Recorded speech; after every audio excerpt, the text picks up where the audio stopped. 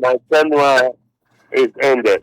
Oh, okay. My Professor Oteng, who is heading my department. Oh, that's great. That's great. And it's nice to have you on the line. Thank you. One of the things I don't like doing is forcing people to just repeat themselves like a broken record. But on this occasion, we have a good opportunity. Prof, what do you think was the problem yesterday? Can I get your question, please? Hello? I didn't get your question. Yes, I was asking, did you think? Okay, so what was the problem yesterday? What do you think caused or worsened what we saw yesterday? Oh, Tina, you have to ask this question. You have a 7-acre farm, and you sow maize. You don't need to harvest cassava. You reap what you sow. So I'm struggling to answer your question.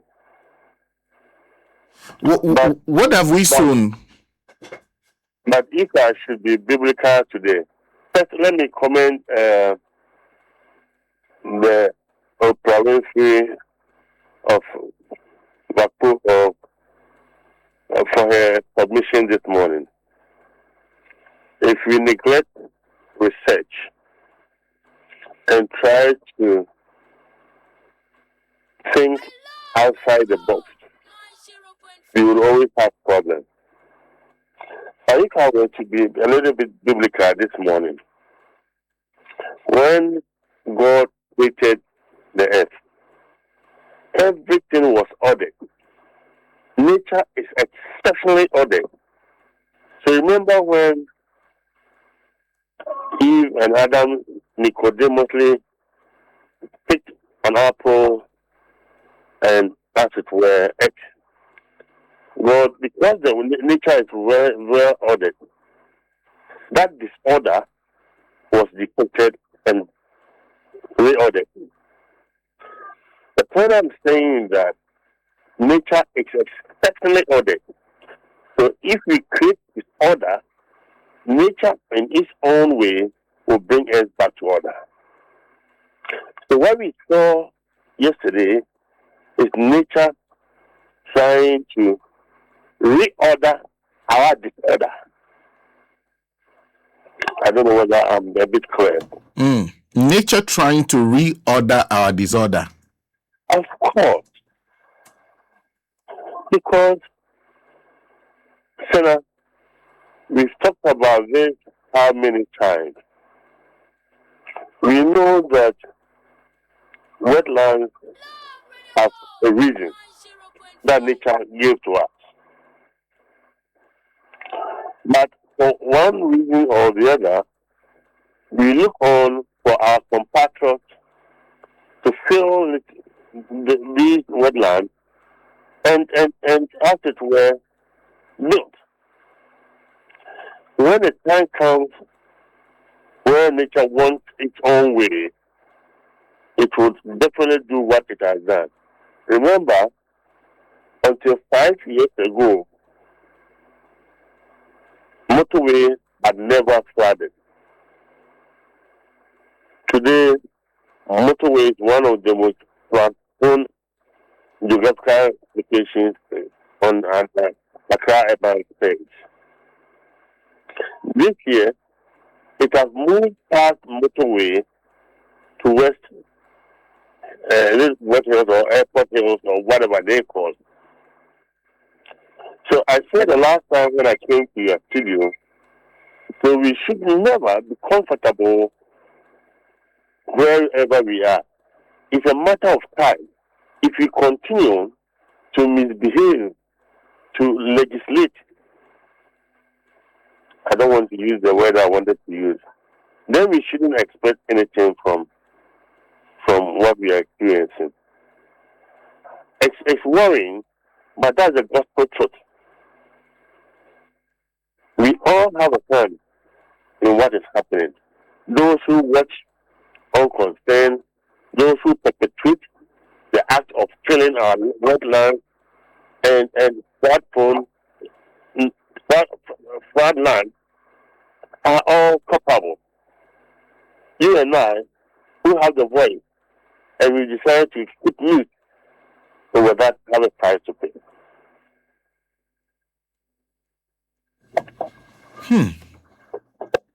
I see.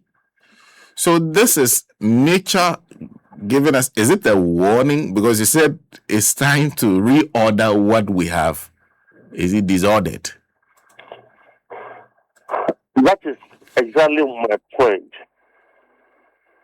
That we will never escape, never ever escape that reordering by nature. We can't. So we better sit up now or face severe consequences in future.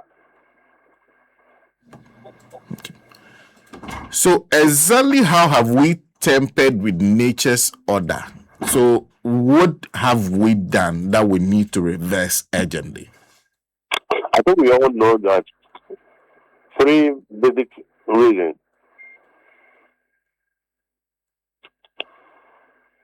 We are developing before planning. So we built everywhere without reference to the environment. And that is a big mistake that we are doing. Secondly, we watch and allow people to fill in. In fact, the reason why the flooding situation in Accra is escalating is the recent fill in within communities. The little water retention ponds, or if you like wetlands, or if you like floodplains in within the city are being filled. From Taifa, Pokwasi, Abokobi, all those areas, the little flood-prone neighborhoods, land that have been there for years, are now being vigorously being filled. Go to Adenta, Lakeside. Lakeside tells us it is a lake. Otherwise, that name wouldn't have come. So today, where is the lake? Where is the lake? So if you look at some of the communities, the name themselves would indicate to us those areas were no good areas. Because they were either a pond, a riverside, a flood-prone area, or something. But today the names are there. For example, Lakeside is there. But where is the lake? We have filled the lake and built, hoping that when the water comes, it will go where? The reason why nature gave us that lake was to serve as a reservoir to hold on to flood water when there's flood. And now we have watched the lake filled and built. Where would the water go? The combination of these little things is the price that we are paying today. And the third point, which is very, very important, is what I think I want to say governance mediocrity. Situation where our assemblies allowed those who have agents, those who have the political world, the political hand, the economic might to have their way. At times where you see government trying to bite, as it were, it becomes a one-day wonder. That doesn't serve as a deterrent to those who want to do that. It only reinforces their belief that tomorrow they can regularize whatever. Don't let me use that word. But they are doing.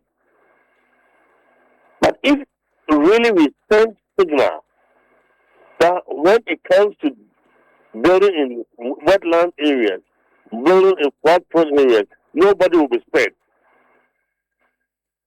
Nobody will commit resources, fill in, and build.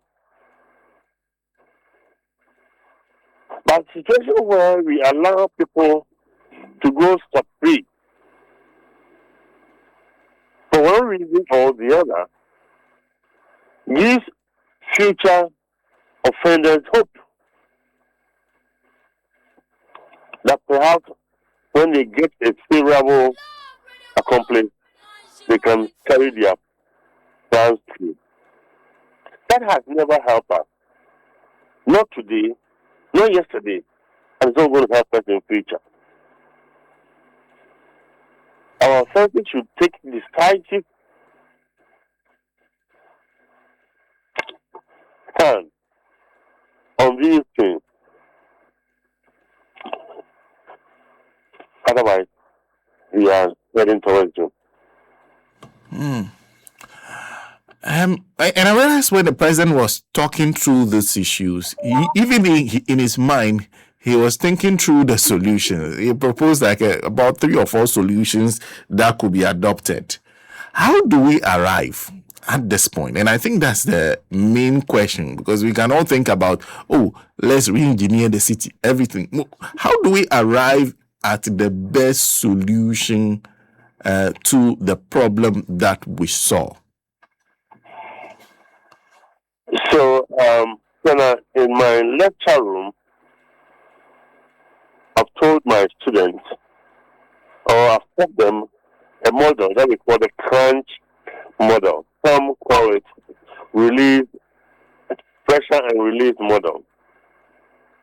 And that model tells us that if the root causes of a problem is not resolved, the disaster event will repeat itself. For every event, there's an underlying causes. And you want to solve those problems, you don't solve the symptoms. Let's get to the root causes. Let's try and understand the problem from the root causes and tackle it from there. It is only when we do that that we are sure of getting some success. If we solve the symptoms, as I said last time we've been doing, then of course we will be going through the same cycle year after year. It is very easy for all of us to accuse poor waste management as a cause of flooding in Accra. And it is in the literature. But I think we are missing the point. We are missing the point because we should ask if flood water can take a whole 207 bars away, what then is a plastic? Such a water plastic, to that water. How much more a cupboard? So we need to understand at what point that waste management becomes a problem. And I said, and let me repeat, it is only when such waste comes into contact with filtered water. And if you go to other, there's a permanent machine in there, the certain odor, but every year the odor basin get sorted. We ask, where is the cell coming from? Unless and until we have answered that part of, we are going to be where we are. Let's get to the bottom of the problem. And let's get the problem solved. These wetlands were supposed to serve as a sponge, if you like. When the water settles on it, the alluvium or the salt would settle, the clean water would move away.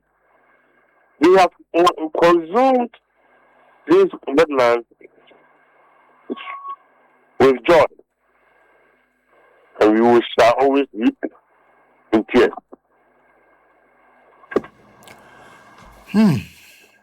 To you, what is a solution to the problem? The solution is, let's get to the basis. Study?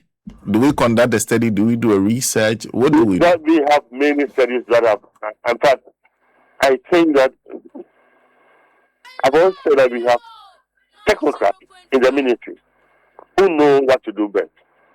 If you take the 2015 report of the June 3rd train disaster, it was very instructive. If you look at the recommendation that was made, if we had carried through the recommendation, perhaps we wouldn't be where we are. So it gives me hope that the technicals are good. We know what to do. If you don't have the report, I can share what I have with you. And you read and you look at the suggestions that they gave. If we had carried through, then we wouldn't need anybody to be technical. And that's why I said I like what the lady said. Government pays our PhD and our MPhil students to do research.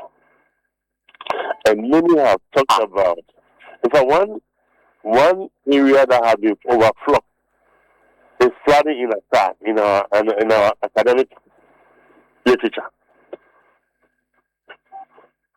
I look at Tech, I look at UCC, Lagos, where I am. Every student is writing about flooding in Accra. The question is, where is the report ending? My position is very simple. Let's unravel these puzzles. Why do we have to continuously put a machine, a dredging machine, in the odor every year? And if you look at the bill, the government is shouldered yearly. I think we could have used it to do other things.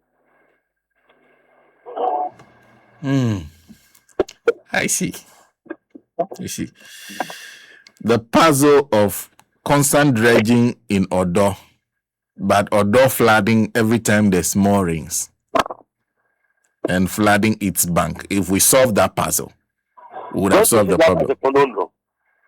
Don't you see it as a huge puzzle? You don't think so? Or you've not updated your mind to it? Oh yes, I do. Every time I see the machine is there even during the dry season, no? Permanently. I mean, I don't like it moves permanently, and over 8 years now. I have data of how my government has spent from 2015, and it's amazing. That can continue paying money away.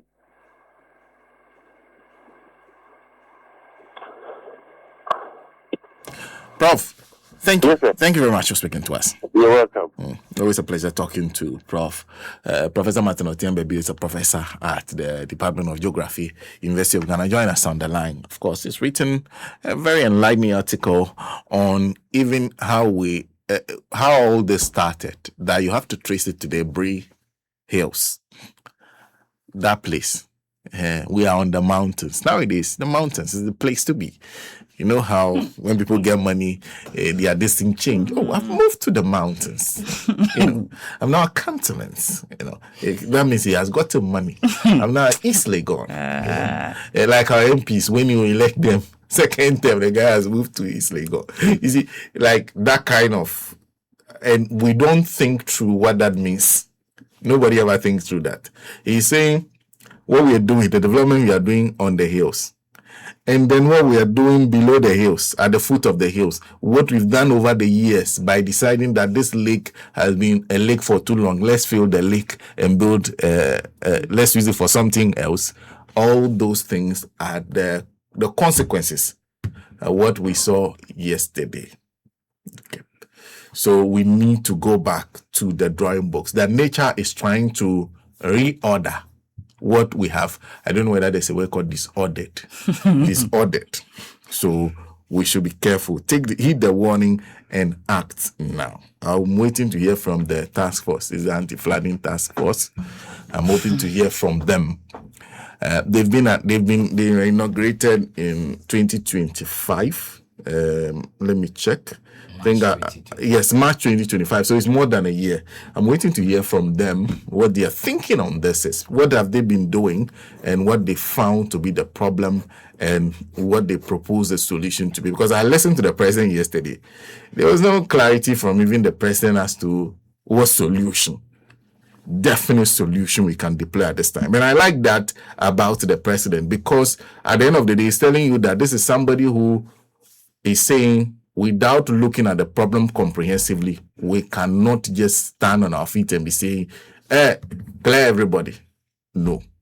Clear everybody to why. What is the data? What is the science behind that decision? Why are you doing that?